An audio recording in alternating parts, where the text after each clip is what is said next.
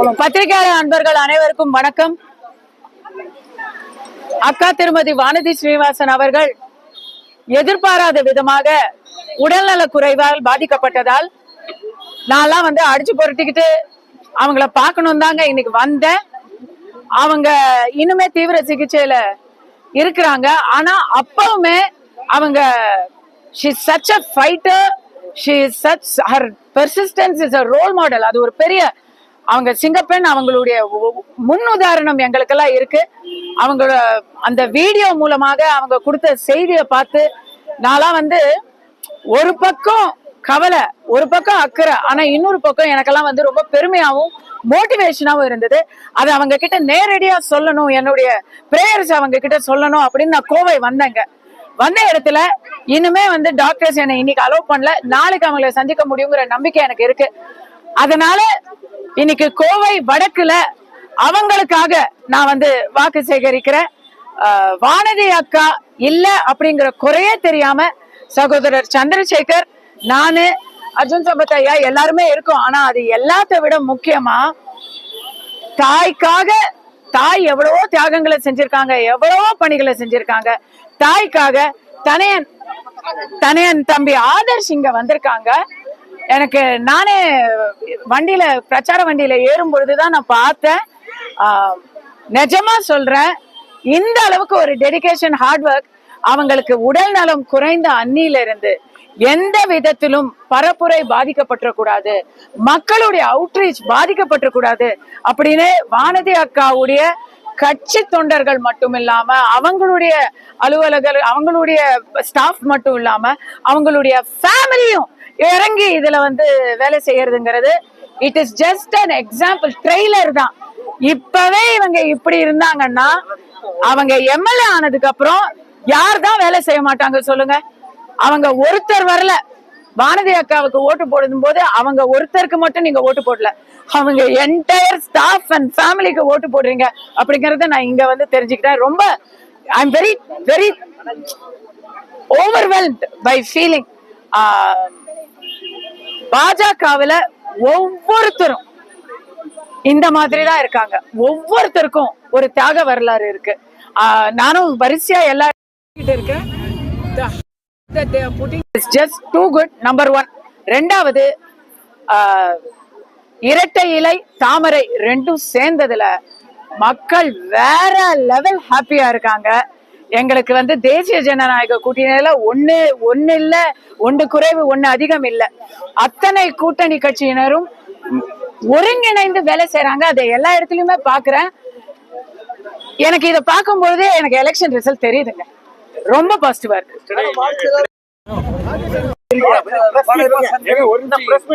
Yesterday, when you were speaking to the media, you said that in any election, the parties will resort offers, and I have worked in the Telangana election, and how come Congress came to power? How do you say that? See, both the parties are offering freebies and... No.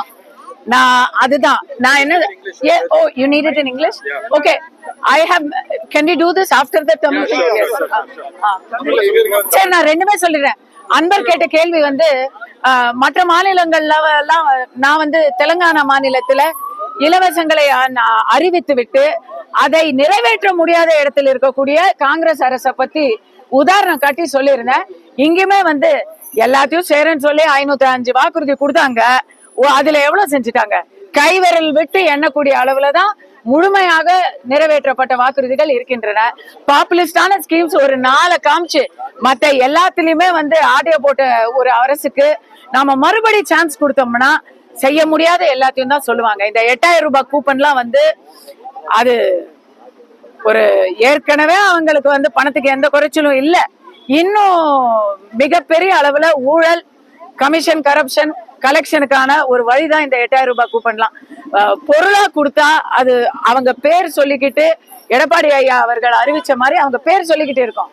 அது இருக்கிறவங்க வீட்டுல நீங்க திருப்பி எடுத்துட்டு போக முடியாது. But கூப்பனா கொடுக்கறது, பணமா கொடுக்கறது, ஏதோ பக்கத்து தொகுதியிலேயே எவ்வளவு பணம் கொடுத்துக்கிட்டு இருக்காங்க அப்படின்னு நாங்க பாக்குறோம். ஓப்பனா சொல்ல முடியல. இதெல்லாம் வந்து விமர்சிக்க தான் விமர்சிப்போம். To answer you in English, கடந்த சட்டமன்ற தேர்தலை பாத்தீங்கன்னா செங்கலை தூக்கிட்டு வந்தாரு. இப்ப பாத்தீங்கன்னா எடப்பாடி அவரை போட்டோ தூக்கிட்டு வராரு. வளர்ச்சி திட்டம் எதையுமே இல்ல சொல்லாம பாக்கி சேகரிக்கிறாரு. எப்படி பாக்குறீங்க உதயநிதி ஸ்டாலின்? இல்ல சார், உதயநிதி ஸ்டாலினை பத்தி நான் என்னங்க சொல்றது? அவரு குறைந்தபட்சம், அதாவது அவர் கட்சியில இந்த ஆபாச பேச்சாளர்கள்லாம் இருக்காங்கல்ல, அவங்க பேச வேண்டிய விஷயத்தெல்லாம் இன்னைக்கு வந்து உதயநிதி அவர்கள் வந்து மேடையில போய் பேசிக்கிட்டு இருக்கிறாரு. இன்னைக்கு இல்ல, அவர் அதை என்னைக்கோ ஆரம்பிச்சுட்டாரு. எடப்பாடி ஐயா அவர்களை பத்தி அவர் என்னெல்லாம் பேசியிருக்காரு அப்படின்னு என்னால நினைவுபடுத்துறதுக்கு கூட ரிப்பீட் பண்ண முடியல. அப்படிப்பட்ட ரொம்ப டபுள் மீனிங்லா இல்ல, ஒரே மீனிங்ல அவர் சொல்லிட்டு அதுக்கு நக்கலா புரியலன்னா அவர் சிரிச்சு வேற காமிச்சிருவாரு. அவர் என்ன சொல்றாருன்னு எல்லாருக்கும் புரியுற மாதிரி. எடப்பாடி ஐயா அவர்களை பத்தி அப்ப பேசினதுக்கு இன்னைக்கு வந்து எடப்பாடி அவர்கள் எல்லா விதத்திலையும் வார்த்தைகளாலும் பதிலடி கொடுத்துட்டு இருக்கிறாரு, செயலாலும் பதிலடி கொடுத்துட்டு இருக்கிறாரு. என்ன வளர்ச்சி திட்டம் இல்லைங்கிறாரு? என்ன உதயநிதி அவர்களை பொறுத்த வரைக்கும் வளர்ச்சின்னு சொன்னா அது அவருடைய வளர்ச்சி, அவருடைய அப்பாவுடைய வளர்ச்சி, மகனுடைய வளர்ச்சி, அடுத்தது பேரனுடைய வளர்ச்சி, மன்னர் குடும்பத்துடைய வளர்ச்சி, அவங்களுடைய அந்த டைனஸ்டி பாலிடிக்ஸ் உடைய வளர்ச்சியை தவிர வேற எதுவுமே அவருக்கு வளர்ச்சின்னு தோணாது. அதுக்கெல்லாம் எப்படிங்க பதில் சொல்லிட்டு இருக்க முடியும்? குறைந்தபட்ச நாகரிகம் கூட இல்லாம நாங்க வந்து தமிழிசை மேடம நாங்க திருப்பி கவர்னராவே அனுப்புவோம் அப்படின்னு நக்கல் அடிக்கிறாரு. மக்கள் என்ன தெரியுமா சொல்றாங்க?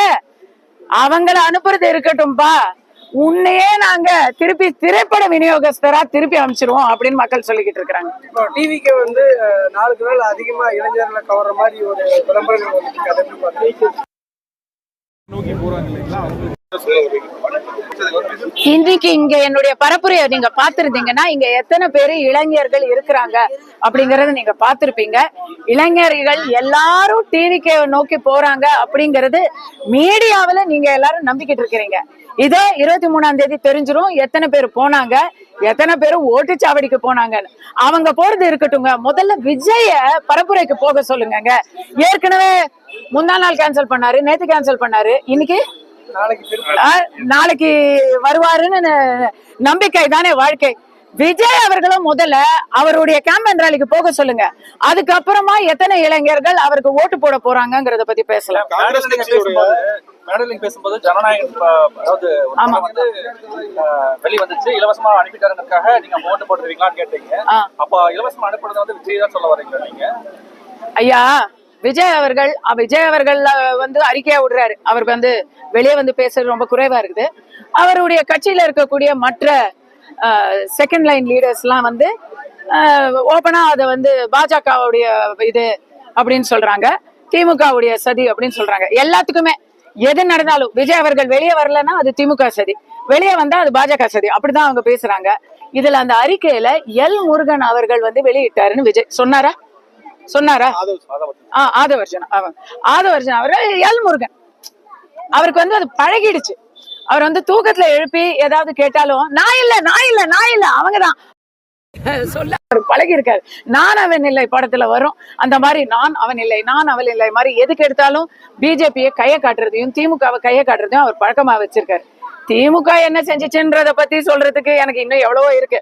ஆனா பாஜகவை பொறுத்த வரைக்கும் அடிப்படை விஷயம் இல்லாம பேசுறாரு. அவங்க எடுத்த ஜனநாயகம் படம் இது ரியல் லைஃப். எப்படி ஒரு அமைச்சர் வந்து ஒரு படத்தோட காப்பியை எடுத்துட்டு, ஏன்னா அது என்ன இது ஹோட்டல் சாப்பாடா, நாங்க வந்து பார்சல் எடுத்துட்டு போய் வீட்டுல சாப்பிடுறோம்னு சொல்றதுக்கு சென்சார் காப்பிங்க. சென்சார்ல நீங்க என்ன படத்தை வந்து பொட்டலம் பண்ணி வீட்டுக்கு கொண்டு யாராச்சும் அங்கேயே போட்டு அதுல ஒரு பெரிய ஸ்கிரீன்ல ஸ்கிரீனிங் கையோட பாஸ்வேர்ட் ப்ரொடெக்டட் ப்ரொடியூசர்ஸ் டிஸ்கை எடுத்துட்டு அந்த டிஸ்கை நீங்க மத்தபடி எங்க நீங்க தொலைச்சாலும் கூட அதை ஓபன் பண்ண முடியாது. இப்பெல்லாம் எங்கேயும் மோடி அவர்களுடைய டிஜிட்டல் மயமா ஆயிக்கிட்டு இருக்கு. இங்க குழந்தை கூட போன்ல என்னெல்லாம் பண்ண முடியும் தெரிஞ்சு வச்சிருக்கு. இப்ப போய் இந்த மாதிரி பாட்டி வடை சுட்ட கதையெல்லாம் சொல்லிக்கிட்டு இருந்தா யாருங்க நம்புவாங்க? அவங்க கிட்டதான் அந்த படம் இருந்துச்சு. இன்னைக்கு அந்த படம் வந்தா தமிழக மக்கள் எல்லாம் அந்த படத்தை பார்த்துருவாங்க, அதனால வந்து நமக்கு ஒரு பெரிய ஒரு பெனிஃபிட் இருக்கும் அப்படின்னு யார் நினைப்பாங்க? திமுக நினைக்குமா, பாஜக நினைக்குமா, திவிக நினைக்குமா? அவங்கதான் ரிலீஸ் பண்ணாங்க. நான் அப்படிலாம் எனக்கு தெரியலங்க. யார் ரிலீஸ் பண்ணாங்கன்னு தெரியலங்க. ஏன்னா இந்தியாக்குள்ள வரலங்க, இந்தியாக்குள்ள இருந்து வரல, ஃபாரின்ல இருந்து வருது. ஃபாரின்ல இருந்து ஏதோ ஒரு பாயிண்ட்ல இருந்து வருது. நான் கேக்குறேன், நீங்க அந்த ரிலீஸ் ஆச்சு இல்ல, உடனடியா என்ன ஆக்ஷன் எடுத்தீங்க? எல்முருகன் அவர்களை நீங்க பழி போடுறத விட்டுட்டு போலீஸ் ஸ்டேஷன்ல போய் இல்ல நின்றுக்கணும். சம்பந்தமே இல்லாம நீங்க பாட்டுக்கா இதை அரசியல் ஆக்கிக்கிட்டீங்க. அப்ப ஒரு படத்தை வச்சு அரசியல் ஆக்கணுங்கிறது யாருக்கான தேவை? யாருக்கான தேவை?